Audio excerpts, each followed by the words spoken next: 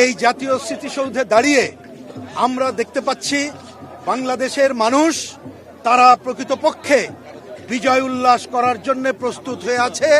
স্বাধীনতা বিরোধী শক্তি আমাদেরকে কোনোভাবেই পিছু হটতে দেবে না, তারা পিছু হটাতে পারবে না।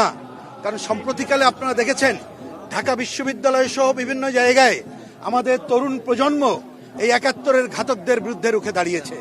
সুতরাং এইবারের ২৫-এর বিজয় দিবসে আমাদের অন্যতম অঙ্গীকার হবে এই ঘাতকদের রুখে দাঁড়ানো।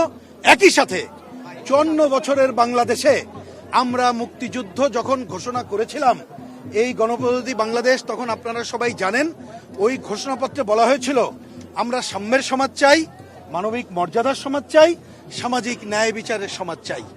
৭২-এর সংবিধানে অনেক ত্রুটি ছিল, কিন্তু যে মূলনীতি তার অন্যতম গণতন্ত্র, ধর্মনিরপেক্ষতা এবং সমাজতন্ত্র ছিল। অর্থাৎ গণতান্ত্রিক অসাম্প্রদায়িক সাম্যের বাংলাদেশ চাই। ৫৪ বছরে ক্ষমতাসীনরা এটা করতে পারে নাই। সুতরাং আমাদেরকে নতুন করেই এই আবার মুক্তিযুদ্ধের পুনর্চেতনায় জাগ্রত হয়ে এই পথে যেতে হবে।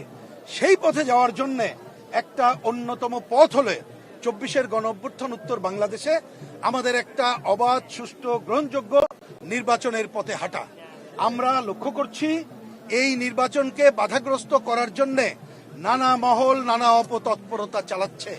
আমরা আজকের এই বিজয় দিবসে সরকারকে, নির্বাচন কমিশনকে, মুক্তিযুদ্ধের পক্ষের রাজনৈতিক দলগুলোকে এবং সচেতন দেশবাসীর প্রতি আহ্বান জানাবো যে মুক্তিযুদ্ধের বাংলাদেশ যাতে পথ না হারায়, এজন্য আসেন মুক্তিযুদ্ধের চেতনাকে জাগ্রত রেখে ৯০ এবং ২৪-এর গণঅভ্যুত্থানের আকাঙ্ক্ষাকে সামনে নিয়ে আগামীতে ফেব্রুয়ারিতে যথাসময় যাতে অবাধ গ্রহণযোগ্য নির্বাচন হয় সেই পথে আমরা এগিয়ে যাই।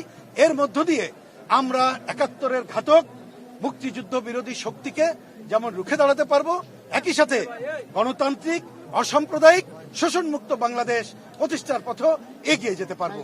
এটাই হবে এবারের আমাদের বিজয় দিবসের অন্যতম অঙ্গীকার।